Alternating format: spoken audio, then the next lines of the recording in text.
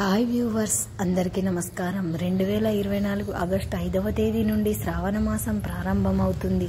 అయితే ఈ శ్రావణ మాసంలో ఆడవారు ఉదయం సాయంత్రం ఇంట్లో దీపారాధన చేస్తారు. ఈ తప్పులు చేస్తే మీకు ఫలితం దక్కదు. లక్ష్మీదేవి ఇల్లు వదిలి వెళ్ళిపోతుంది. ఆడవారు ఈ శ్రావణ మాసంలోనే ఎక్కువగా పూజలు వ్రతాలు చేస్తారు. ఒక పండుగల వాతావరణం నెలకొంటుంది. పూజలు నోములు వ్రతాలతో ప్రతి ముత్తైదువు హడావిడి పడిపోతూ ఉంటుంది. చంద్రుడు శ్రావణ నక్షత్రం సంచరించే సమయంలో వచ్చే మాసాన్నే శ్రావణ మాసం అంటారు. విశేషమైన నక్షత్రాలతో శ్రావణ నక్షత్రం ఒకటి అని జ్యోతిష పండితులు అభిప్రాయం. పైగా అదే మహావిష్ణువుడికి జన్మ నక్షత్రం, శ్రీమన్నారాయణుని జన్మ నక్షత్రము శ్రావణ నక్షత్రం అని. శ్రావణ మాసంలో లక్ష్మీదేవిని చాలా పవిత్రమైనదిగా పురాణాలు చెప్తున్నాయి. కృష్ణ అవతారము, హగ్రీవ అవతారము జరిగినాయని పురాణాలు స్పష్టం చేస్తున్నాయి. శ్రావణ మాసంలో అన్ని రోజులు పవిత్రమే. శ్రావణ మాసం మహిళలకు ఎంతో పవిత్రమైన మాసం. మహిళలు పాటించే వ్రతాలతో ఎక్కువ ఈ మాసం ఉండడం వల్ల దీనిని వ్రతాల మాసమని, సౌభాగ్యాలని ప్రసాదించే మాసమని కూడా పేర్కొనబడింది. ఈ మాసంలో ప్రతి ఇల్లు ఆలయాన్ని తలపిస్తుంది. నెల రోజుల పాటు ఉదయం సాయంత్రం భగవన్నామ స్మరణతో మారుమోగుతుంది. శ్రావణ మాసంలో చేపట్టే ఎట్లాంటి కార్యక్రమాలైనా ఎంతో పవిత్రమైనవిగా ఉంటాయని పండితులు స్పష్టంగా చెప్తున్నారు. ప్రతి మాసం ప్రారంభమైంది. ప్రతి శ్రీహరి ప్రియమైన శ్రీకృష్ణుడికి ఎంతో పవిత్రమైన మాసం కావడంతో ప్రతి చోట వివిధ రకాల పూలు, వ్రతాలు, నోములు, వాయినాలు, ఉపవాసాలు, అక్షింతలు అంటూ వాతావరణం అంతా కూడా భక్తి పూర్తిమయంగా ఉంటుంది. ఈ ఆషాఢ మాసం మొదలై భక్తి పూజలు కొనసాగింపుకు ఇప్పుడు మరో రూపంలో అమ్మవారిని ఆదరిస్తూ ప్రారంభించబడింది. మరి ఇంతకీ ఈ విశిష్టమైనటువంటి ఈ శ్రావణ మాసంలో ప్రతిరోజు మహిళలు దీపారాధన చేస్తూ ఉంటారు. ఇటువంటి సమయంలో పొరపాటున కూడా ఈ తప్పులను అస్సలు చేయకూడదు. మరి అవి ఏమిటో ఇప్పుడు మనం ఈ వీడియోలో వివరంగా తెలుసుకుందాం. ఫ్రెండ్స్, ఫస్ట్ అయితే ఈ వీడియోకి ఒక లైక్ కొట్టి మా ఛానల్ని సబ్స్క్రైబ్ చేసుకొని మాకు సపోర్ట్ చేయండి. ఎందుకంటే మీ సపోర్ట్ మాకు చాలా అవసరం. ఇక వీడియోలోకి వస్తే, ఇంట్లో ఆనందము, శాంతి లభించాలి అంటే దీపాలు వెలిగించేటప్పుడు వెలిగించాలని పండితులు చెప్తున్నారు. కొన్ని లాభాలు అయితే కలుగుతాయేమో. దీపాలు వెలిగించేటప్పుడు ఏదైనా తప్పులు చేస్తే వాటి వల్ల మనకు చాలా నష్టాలు కూడా ఎదుర్కొంటాం. దీపం వెలిగించే సమయంలో ఎట్టి పరిస్థితుల్లోనూ కూడా కొన్ని తప్పులు చేయకూడదు అని చెప్తున్నారు మన పండితులు. దీపం వెలిగించే ముందు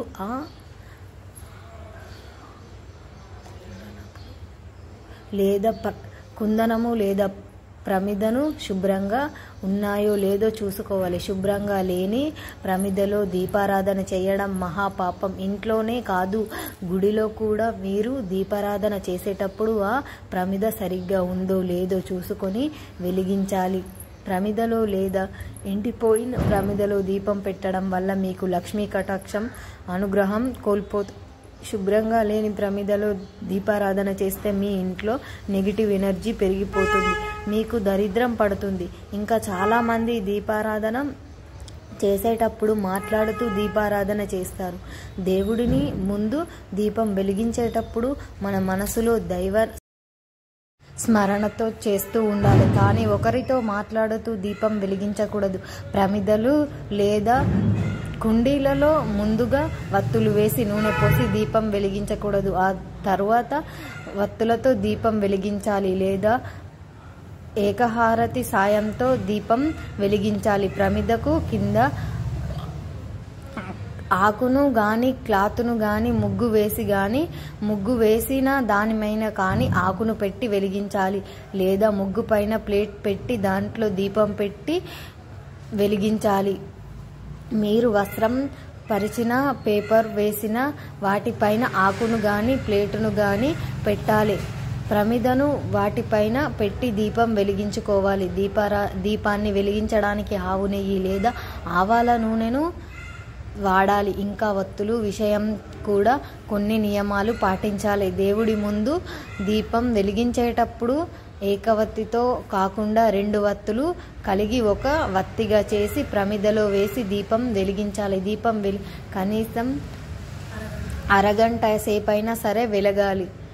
అయితే దీపం కొండెక్కిన తర్వాత ఒత్తిని మిగిలింది కదా, మరుసటి రోజు కూడా అదే ఒత్తిని దీపం వెలిగించకూడదు. ఆ ఒత్తిని మార్చండి. సాయంత్రం పూట అయితే ఆ ఒత్తితో దీపం వెలిగించవచ్చు, కానీ మరుసటి రోజు మాత్రం అదే వత్తితో దీపం వెలిగించకూడదు.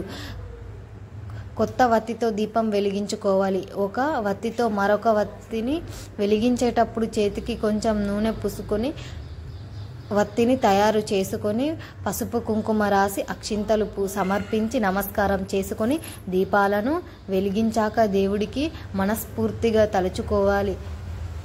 కంగారుగా దీపం వెలిగించకూడదు. ఒక దీపంతో మరొక దీపాన్ని కూడా వెలిగించకూడదు. ఇది మహాపాపం. ప్రతిరోజు సాయంత్రం దీపం వెలిగించడం వల్ల మీ ఇంట్లో ప్రశాంతత లభిస్తుంది. డబ్బు కొరత ఉండదు. ప్రతిరోజు సాయంత్రం దీపం పెట్టకపోయినా ఈ శ్రావణ మాసంలో సాయంత్రం పూట వివిధాలతో పూలను పూజించాలి. దీపాలు వెలిగిస్తే మీకు లక్ష్మీదేవి కటాక్షం కలుగుతుంది. ఆరోగ్య సమస్యలు, ఆర్థిక సమస్యలు తొలగిపోతాయి అని పండితులు చెబుతున్నారు. ఈ శ్రావణ మాసంలో ఉదయం 4 గంటల నుండి 6 గంటల లోపు మీరు దీపారాధన చేస్తూ మీకు విశేషమైన ఫలితాలు కలుగుతాయి. ఈ శ్రావణ మాసంలో సాయంత్రం 6 గంటల నుండి 6:30 సమయంలో దీపారాధన చేస్తే లక్ష్మీ అనుగ్రహం కలుగుతుంది. మీ జీవితాన్ని పొందుతారు. పెళ్ళైన స్త్రీలు, పెళ్లి కాని స్త్రీలు ఎవరైనా సరే ఈ సమయంలో లక్ష్మీదేవిని పూజిస్తే, దీపం వెలిగిస్తే మీరు కోరిన కోరికలన్నీ నెరవేరుతాయి. మీకు, మీ కుటుంబ సభ్యులకు ఆయురారోగ్యాలు, అష్టైశ్వర్యాలు వర్ధిల్లుతుంది. ఇక శ్రావణ మాసం సాయంత్రం 5 గంటల 45 నిమిషాల నుండి 6 గంటల 15 నిమిషాల మధ్యలో వెలిగిస్తే దీపం జ్యోతిలక్ష్మి అనిపిస్తుంది. శ్రావణ మాసం శుక్రవారం రోజు సమయంలో దీపం వెలిగిస్తే అఖండ లక్ష్మీ కటాక్షం కలుగుతుంది. ఈ శ్రావణ మాసంలో ఇప్పుడు మనం చెప్పుకున్న సమయాలలో చెప్పుకున్న విధి విధానాలు పాటిస్తూ దీపం వెలిగిస్తే సకల ఐశ్వర్యాలు కలుగుతాయి. కాబట్టి దీపం వెలిగించే సమయంలో తగు జాగ్రత్తలు పాటించి 100% దీపం వెలిగించిన పుణ్యం మీకు కలుగుతుంది. మీతో పాటు మీ కుటుంబ సభ్యులకు కూడా ఈ పుణ్యం ప్రాప్తిస్తుంది. మరి ప్రతి ఒక్కరూ కూడా ఈ శ్రావణ మాసంలో ఇప్పుడు మనం చెప్పుకున్న విధి విధానాలు పాటిస్తూ దీపారాధన చేసి శుభ ఫలితాలను పొందండి. శ్రావణ మాసంలో చేపట్టే ఎట్లాంటి కార్యక్రమాలైనా సరే ఎంతో పవిత్రంగా ఉంటాయి. ఈ మాసమంతా వివాహాలు, నోములు, వ్రతాలు, పూజలు, శుభకార్యాలతో సందడిగా ఉంటుంది. ఈ మాసంలోనే ప్రతి శుక్రవారం మహిళలు మహాలక్ష్మిలా అలంకరించుకొని తమకు ఆయురారోగ్యాలు, అష్టైశ్వర్యాలు సిద్ధించాలని తమకు ప్రత్యేకించి పూజలు నిర్వహిస్తారు. పురాణాల ప్రకారం పాల సముద్రంలో ఉద్భవించిన హలాహలాన్ని పరమశివుడు శ్రావణ మాసంలోనే సేవించి నీలకంఠుడిగా లోకానికి ఉద్భవించాడు. ఈ సమయంలో ఒక్కరోజు దేవతలను పూజిస్తారో సోమవారాలలో శివుడికి అభిషేకం, మంగళవారాలలో గౌరీ వ్రతం, బుధవారం విటముడికి పూజ, గురువారం గురుదేవుడికి ఆరాధన, శుక్రవారం లక్ష్మీ తులసి పూజ, శనివారం హనుమంతుడి, వెంకటేశ్వర స్వామికి, శనికి ప్రత్యేక పూజలు చేస్తారు. వీటితో పాటు గరుడ పంచమి, పవిత్ర ఏకాదశమి, వరలక్ష్మి వ్రతం, రాఖీ పౌర్ణమి,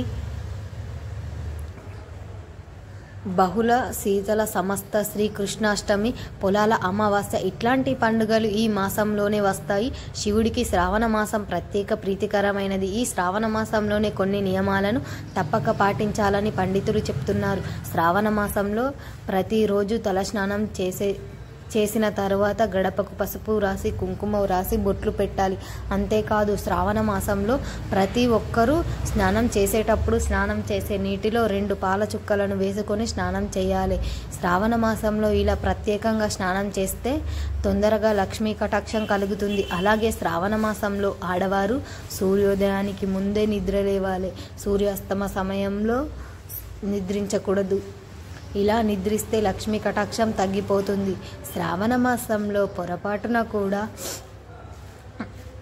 లక్ష్మీదేవికి ఇష్టం లేని పూలతో పూజ చేయకూడదు.